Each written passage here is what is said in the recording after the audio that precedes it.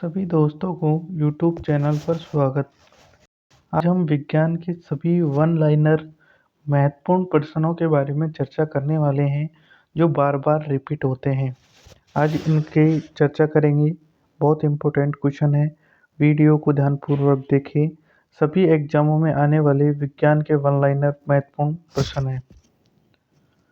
देखते हैं आगे।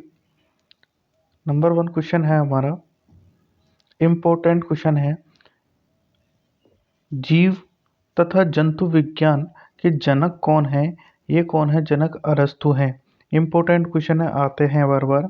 अब इसी में पूछ लेते हैं, जीव विज्ञान शब्द का प्रयोग सर्वप्रथम किसने किया?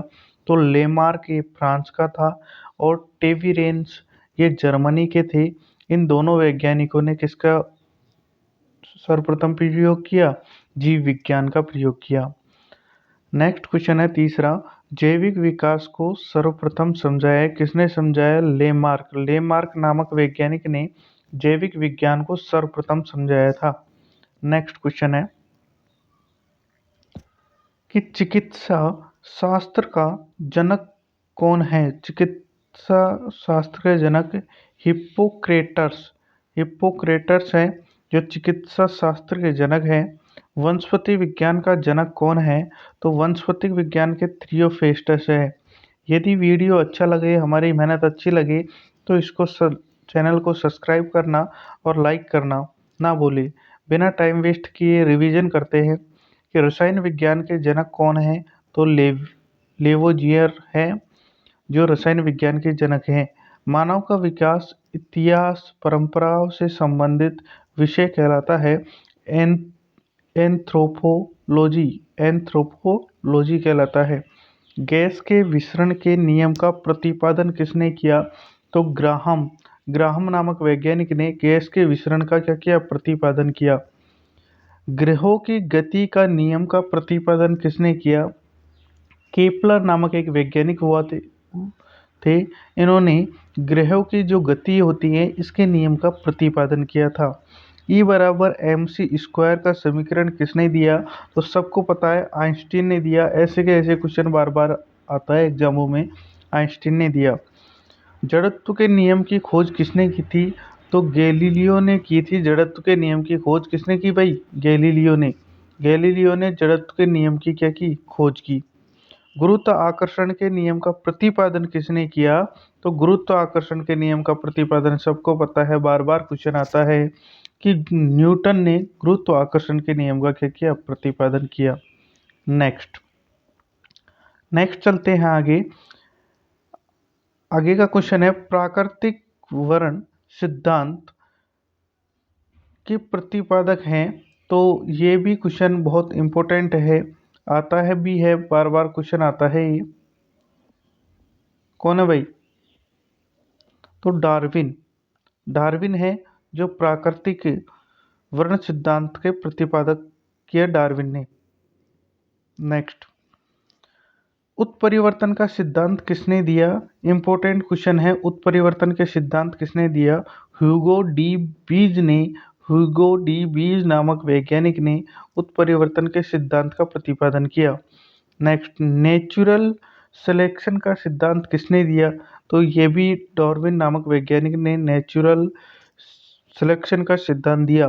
विकास के सिद्धांत का प्रतिपादन किसने किया? तो चार्ल्स डार्विन ने विकास के सिद्धांत का प्रतिपादन किया। ये ऐसे के ऐसे प्रश्न बनते हैं और ऐसे के ऐसे पेपर में छप जाते हैं। जैसे कि अभी है, अनुवांशिकी के जनक कौन है? बार बार क्वेश्चन आता है। ये गेगरी जॉन मेंडल नामक वैज्ञानिक है। इन्होंने अनुवांशिक के जनक कहलाते हैं। बार बार ऐसे के ऐसे क्वेश्चन छप जाता है। मेंडल ने अपने प्रयोग के लिए चयन किया था। किसका चयन किया था? ऐसे कैसे प्रश्न आया हुआ है, सीटी में भी बार बार पूछा गया है, सभी एग्जामों में यह पूछा जाता है। यह मटर के पौधे का प्रयोग किया गया था। किसका प्रयोग किया गया था? मटर के पौधे का। आनुवंशिकता के विज्ञान को आनुवंशिकी कहा जाता है। तो ये डब्ल्यू वॉटसन ने कहा था। डब्ल्यू वॉटसन ने कहा था भाई। इंपॉर्टेंट क्वेश्चन है, डब्ल्यू वॉटसन ने। अनुवांशिक उत्परिवर्तन होता है तो अनुवांशिक उत्परिवर्तन किस में होगा? तो ये भाई किस में होगा? क्रोमोसोम में होगा। इसमें क्रोमोसोम में होगा। नेक्स्ट, सर्वप्रथम जीन शब्द का प्रयोग किसने किया था? इम्पोर्टेंट लगा लेना भाई, सर्वप्रथम जीन शब्द का प्रयोग जोहानसन ने किया था। सर्वप्रथम जीन शब्द का प्रयोग किसने किया? जोहानसन ने। और जीन कहाँ पर उपस्थित होते हैं? ऐसे कैसे क्वेश्चन मिलेगा आपको, जीन कहाँ पर उपस्थित होते हैं भाई? गुणसूत्रों पर जीन उपस्थित होते हैं। एक जीन एक एंजाइम सिद्धांत को प्रतिपादित किया था, किसने किया था? बिड्डल एवं टेटम ने प्रतिपादित किया था। ये कठिन लग रहे होंगे लेकिन ऐसे कैसे आपको पेपर में आते हैं, परीक्षा में जाते समय एक दो बार रिवाइज करके जाना, ऐसे कैसे क्वेश्चन आते हैं। खून होता है, ब्लड की बात कर रहे हैं, इसका लाल रंग होता है, किसके कारण होगा? हीमोग्लोबिन के कारण। ऐसा कैसा क्वेश्चन पूछा जाता है। और हीमोग्लोबिन में पाया क्या जाता है? लोहा पाया जाता है भाई, लोहा। यानी Fe की बात कर रहे हैं, क्या पाया जाएगा? Fe। Fe भी क्वेश्चन में दे देते हैं। नेक्स्ट, आइए भाई, हीमोग्लोबिन यौगिक है, किसका यौगिक है? प्रोटीन से मिलकर बना हुआ होता है भाई। हीमोग्लोबिन किससे मिलकर बना होगा? प्रोटीन से मिलकर बना हुआ होगा। खून का थक्का नहीं जमता है, ये रोग की बात कर दिया। हीमोफीलिया एक रोग हो जाता है, इसमें क्या नहीं जमता है? खून का थक्का नहीं जमता है।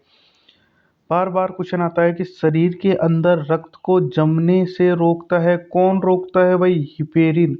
हिपेरिन नामक एक प्रोटीन पाई जाती है जो रक्त का थक्का जमने से रोकती है। हिपेरिन नामक प्रोटीन का उत्पादन कहाँ होता है? यह भी क्वेश्चन आया हुआ है, कहाँ पर होता है? यकृत द्वारा होता है। रक्त का अध्ययन क्या कहलाता है? हेमेटोलॉजी कहलाता है भाई, रक्त का अध्ययन। रक्त के थक्के बनने में सहायक कौन है? कौन है रक्त के थक्के बनने में सहायक? प्लेटलेट्स। प्लेटलेट्स रक्त का थक्का बनने में सहायक है। प्लेटलेट्स की मृत्यु होती है, कहाँ पर मृत्यु होगी? प्लीहा में। प्लीहा में प्लेटलेट्स की क्या हो जाती है? मृत्यु हो जाती है। रक्त का थक्का जमने में सहायक विटामिन कौन सी है? तो विटामिन के। बहुत बहुत इम्पोर्टेंट स्लाइड है ये। नेक्स्ट बात करते हैं, रुधिर का तरल भाग होता है, क्या कहलाता है रुधिर का तरल भाग? तो वो क्या कहलाएगा? प्लाज्मा। प्लाज्मा कहलाएगा भाई। रुधिर का तरल भाग क्या कहलाएगा? प्लाज्मा कहलाएगा। प्लाज्मा में जल का प्रतिशत कितना होता है? प्लाज्मा में जल का प्रतिशत 90% तक होता है। और रक्त का कितना प्रतिशत भाग प्लाज्मा होता है? तो 55% भाग रक्त का क्या होता है? प्लाज्मा होता है। नेक्स्ट क्वेश्चन, पदार्थों की चतुर्थ अवस्था है तो वो क्या होगी? प्लाज्मा ही होगी। रक्त में पाए जाने वाली धातु, धातु अभी बताया जो किस में पाई जाती है? हीमोग्लोबिन में पाई जाती है। और वो कौन सी हो जाएगी भाई? लोहा। इम्पोर्टेंट है, ये क्वेश्चन उठाए हुए हैं, एक एक लाइनर क्वेश्चन है। आप एग्जाम से पहले रिपीट कर जाना। और यदि वीडियो अच्छा लग रहा हो तो सब्सक्राइब कर लेना ताकि हमारे ऐसे वीडियो आप तक पहुंच पाए। फटाफट रिवाइज करते हैं। ब्लड बैंक कहलाता है तो किसे कहते हैं? प्लीहा या स्प्लीन को क्या कहते हैं? ब्लड बैंक के नाम से जाना जाता है। आरबीसी का कब्रिस्तान भी किसे कहेंगे? प्लीहा को ही कहेंगे। और ब्लड बैंक में रक्त को सुरक्षित कितने डिग्री सेल्सियस पर रखा जाएगा? तो 40 डिग्री सेल्सियस पर रखा जाएगा। यह क्वेश्चन बहुत बार आता है, रक्त समूह होते हैं तो भाई ये तो पता होना ही चाहिए, रक्त समूह कितने होते हैं? 4 होते हैं। और कौन कौन से होते हैं? ए होता है, बी होता है, ए बी होता है और ओ होता है। रक्त समूह की खोज किसने की थी? तो लैंड स्टीनर नामक वैज्ञानिक था, इसने क्या की थी? रक्त समूह की खोज की थी। और सर्वदाता यानी सबको रक्त देने वाला वो हो जाएगा और सबको सबसे रक्त ग्रहण करने वाला कौन सा हो जाएगा? ए बी हो जाएगा भाई। सबसे रक्त ग्रहण करने वाला ए बी, यानी सर्वग्राही ए बी और सर्वदाता ओ हो जाएगा। आर एच फैक्टर संबंधित है। आर एच फैक्टर किससे संबंधित है? रक्त से ही संबंधित है R H factor. R H factor की खोज किसने की थी? तो लैंड स्टीनर एवं वीनर नामक एक वैज्ञानिक थे। इन्होंने आर एच फैक्टर की खोज की थी, इसीलिए खोजकर्ता के रूप में जाने जाते हैं। नेक्स्ट देखते हैं, फटाफट रिवीजन करते हैं, ऐसे कैसे पूरी साइंस कंप्लीट हो जाएगी आपकी। मैराथन क्लास इसीलिए लाए हैं। वीडियो को लाइक जरूर कर देना, सब्सक्राइब कर देना। नेक्स्ट, रक्तचाप नियंत्रित होता है, किस पर नियंत्रित होता है? तो एड्रिनल ग्रंथि पर रक्तचाप नियंत्रित होता है। और रक्त को शुद्ध करने का काम कौन करता है? हमारी किडनियां और वृक्क कहते हैं उन्हें, वृक्क करते हैं। रक्त के शुद्धिकरण की प्रक्रिया को क्या कहेंगे? जो रक्त शुद्ध होता है, डायलिसिस, डायलिसिस कहते हैं। आपने देखा होगा, कई बार सुना होगा कि डायलिसिस की इससे क्या हो गई है? बीमारी हो गई है। डायलिसिस की क्या हो गई है? बीमारी हो गई है। तो इसीलिए इसे डायलिसिस के नाम से भी जाना जाता है। इम्पोर्टेंट है भाई। मूत्र का निर्माण होता है, कहाँ होता है भाई? वृक्क में मूत्र का क्या होता है? निर्माण होता है। वृक्क ऑप्शन जाएगा। नेक्स्ट, वृक्क का भार कितना होता है? तो भाई 150 ग्राम होता है वृक्क का भार। 150 ग्राम, लगभग 150 ग्राम। मानव गुर्दे में बनने वाली पथरी बनी होती है, कहते हैं कि भाई पथरी हो गई है, किससे बनी होती है? ये कैल्शियम ऑक्जेलेट से बनी होती है। कैल्शियम के कण इसमें उपस्थित हो जाते हैं, कैल्शियम ऑक्जेलेट से बनी हुई होती है। अरे सबसे महत्वपूर्ण क्वेश्चन आ जाता है कि रक्त क्षारीय का पीएच कितना होता है? जब क्षारीय ही दे गया है तो 7 से ऊपर तो होगा ही, और फिक्स तो 7.4 होता है। रक्त दाब मापने वाला यंत्र कौन सा है? स्फिगेनोमीटर रक्त को क्या करता है? रक्त मापने का यंत्र है स्फिगेनोमीटर। नेक्स्ट, सर्वप्रथम रक्त परिसंचरण तंत्र का जो अध्ययन है किसने किया था? तो विलियम हार्वे नामक एक वैज्ञानिक था, इसने रक्त परिसंचरण तंत्र का क्या किया था? अध्ययन किया था। शरीर से हृदय की ओर रक्त को ले जाने वाली रक्त वाहिनिकाएं कहलाती हैं। तो ये तो हो गई शिराएं। जबकि हृदय से रक्त को कहाँ तक पहुँचाने वाली रक्त वाहिनिकाएं, यानी हृदय से शरीर की ओर रक्त ले जाने वाली रक्त वाहिनिकाएं क्या कहलाएंगी?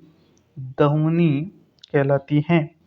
हृदय की धड़कनों का नियंत्रण है, ये एक पेसमेकर होता है कृत्रिम, इसके द्वारा हृदय की धड़कनों का नियंत्रण किया जाता है। और यह एक क्या किस नाम से जाना जाता है? कृत्रिम हृदय के रूप में जाना जाता है। शरीर में ऑक्सीजन का परिवहन ही कौन करता है? रक्त करता है।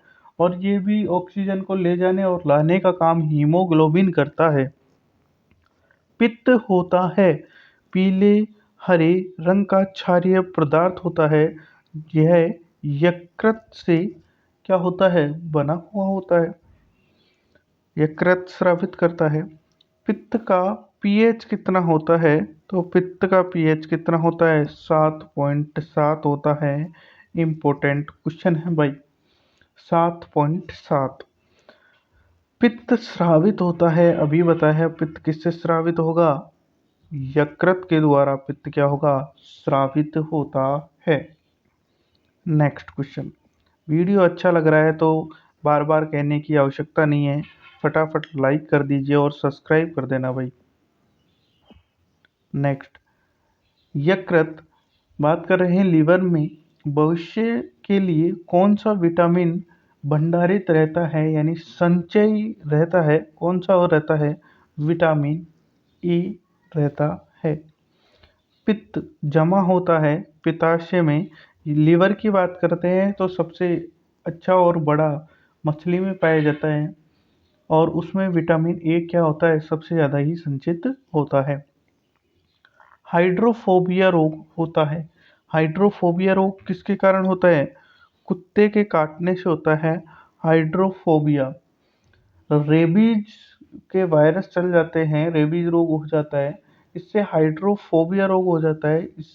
यह वायरस जनित रोग है।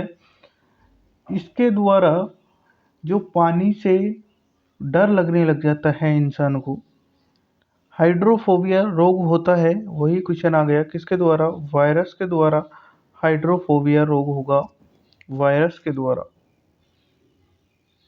नेक्स्ट, विषाणु की खोज किसने की थी? तो इवानो वस्की नामक वैज्ञानिक थे। इसने क्या की थी? वायरस की खोज की थी। नेक्स्ट, विषाणुओं का अध्ययन किसने किया था? खोज अलग है, अध्ययन किसने किया था? वायरोलो, यानी अध्ययन होता है वायरोलोजी, यानी कहते हैं जैसे कि किसी के अध्ययन के रूप में किए, जैसे कि कोशिका का अध्ययन करना है साइटोलॉजी कहलाता है, उसी प्रकार विषाणुओं पर अध्ययन करना है वायरियोलॉजी कहलाता है। नेक्स्ट क्वेश्चन, इंपॉर्टेंट क्वेश्चन है, बार बार आते हैं, उन्हीं का सारांश लिया है। रानीखेत बीमारी फैलती है, ये किसके द्वारा फैलती है? इम्पोर्टेंट, वायरस के द्वारा फैलती है। जंतुओं में होने वाले फुट एंड माउथ रोग होता है, किसके द्वारा होता है? वायरस के द्वारा होता है। इम्पोर्टेंट क्वेश्चन हो जाता है। कवक का अध्ययन कहलाता है माइकोलॉजी कहलाता है भाई, कवक का अध्ययन। शैवाल का अध्ययन फाइकोलॉजी कहलाता है। छोटे छोटे क्वेश्चन है, बहुत बारीकी से आ जाते हैं। शैवालों की कोशिका भित्ति बनी होती है, किससे बनी होती है? सेलुलोज से बनी होती है। जीवाणुओं की खोज किसने की थी? भाई विषाणुओं की खोज पढ़ लिया, इवानोविस्की नामक वैज्ञानिक ने विषाणुओं की खोज की। तो जीवाणुओं की खोज किसने की थी? ल्यूवेनहोक नामक वैज्ञानिक ने जीवाणुओं की खोज की थी। ध्वनि का वेग सर्वाधिक किसमें होता है? तो ध्वनि का वेग सर्वाधिक किसमें होगा?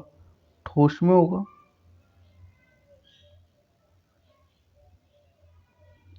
सॉरी, ये किसमें होगा?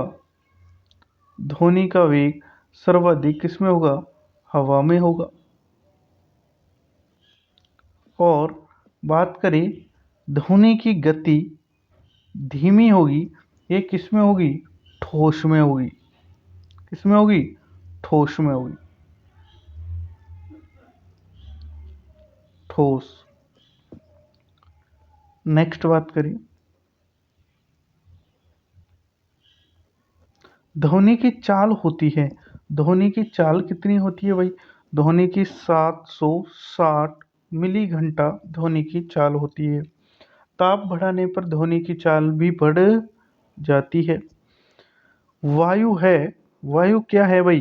गैसों का एक मिश्रण ही कहते हैं वायु को।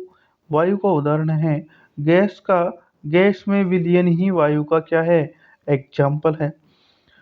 हवा में ध्वनि का वेग कितना होता है? 332 मीटर सेकंड होता है हवा में ध्वनि का वेग।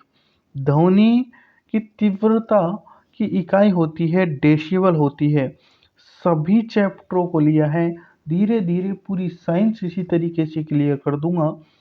सभी इंपॉर्टेंट क्वेश्चन यहाँ पर क्लियर हो जाएंगे, बाहर नहीं जाएंगे। वीडियो को बस सब्सक्राइब जरूर कर लेना आप। हवा का वाष्प घनत्व होता है 14.4। हवा का वाष्प घनत्व कितना होता है? 14.4 होता है। प्रकाश वर्ष मात्रक होता है, प्रकाश वर्ष मात्रक कितना होगा? दूरी, दूरी होता है। नेक्स्ट क्वेश्चन, ये सभी इंपॉर्टेंट क्वेश्चन है। एक प्रकाश वर्ष बराबर होता है, कितना होता है एक प्रकाश वर्ष? 9.46 10⁻12 मीटर, या इसे ही कह देते हैं कि भाई 46 इंटू 10⁻15 मीटर भी हो सकता है। दूरी मापने की, दूरी जो मापते हैं, मापने की सबसे बड़ी इकाई कौन सी है? पारसेक। दूरी मापने की सबसे बड़ी इकाई कौन सी है? पारसेक। जड़ों के रूपांतरण हैं, कौन कौन है भाई? मूली है और गाजर है, ये जड़ों का ही रूपांतरण है। और तने का रूपांतरण माना जाएगा, किसको माना जाएगा? आलू और प्याज को। ऐसे के क्वेश्चन आ जाते हैं। पिट्यूटरी ग्रंथि पाई जाती है, तो पीयूष ग्रंथि की बात करें, कहाँ पर पाई जाती है? मस्तिष्क में, और इसे ही मास्टर ग्रंथि के रूप में जानते हैं, पीयूष ग्रंथि को ही। तो इससे क्या कहते हैं? मास्टर ग्रंथि के रूप में जाना जाता है। इम्पोर्टेंट है। नेक्स्ट, लास्ट एंड फाइनल, शरीर की सबसे छोटी ग्रंथि है, तो यही कौन सी है? पिट्यूटरी ग्रंथि यानी पीयूष ग्रंथि है। यदि इसमें ये नहीं होता तो पीनियल ग्रंथि हो जाती। दो वंशानुगत रोग होते हैं, ये कौन से हैं? वर्णांधता है, और एक होती है वर्णांधता ही ज्यादा आता है इसमें। सर्वप्रथम मनुष्य में वर्णांधता का वर्णन किया था, तो किसने किया था? हेयरनर ने किया था 1876 ईस्वी में, हेयरनर ने। नेक्स्ट, एक वर्णहांत व्यक्ति में पहचान करने की क्षमता नहीं होती, तो उसको हरा और लाल रंग की पहचान नहीं होती। इम्पोर्टेंट हो जाता है। थायरोक्सिन हार्मोन स्रावित होता है, तो थायरोक्सिन हार्मोन थायराइड ग्रंथि से ही स्रावित होता है। जठर रस में होता है, क्या होता है? HCl, हाइड्रोक्लोरिक अम्ल होता है, HCl होता है। लाइकेन में परस्पर सहजीवी मौजूद होती है, यानी कि वो सहजीवी संबंध मौजूद होता है। किस किस के मध्य होता है? तो कवक और शैवाल के मध्य होता है। प्रोटीन का पाचन होता है, प्रोटीन का पाचन छोटी आंत में होता है। और मनुष्य में पाचन प्रारंभ होता है, तो मनुष्य में पाचन कहाँ प्रारंभ होगा? मुख से पचे भोजन का अवशोषण छोटी आंतों में होता है। बहुत अच्छे क्वेश्चन हैं, वैसे आप रिवीजन करते जाना। और यदि वीडियो अच्छा लगे तो लाइक कर देना और सब्सक्राइब कर लेना, जिससे हमारा मनोबल बढ़ेगा और हम आगे इसी प्रकार मेहनत करते रहेंगे। थैंक यू, धन्यवाद।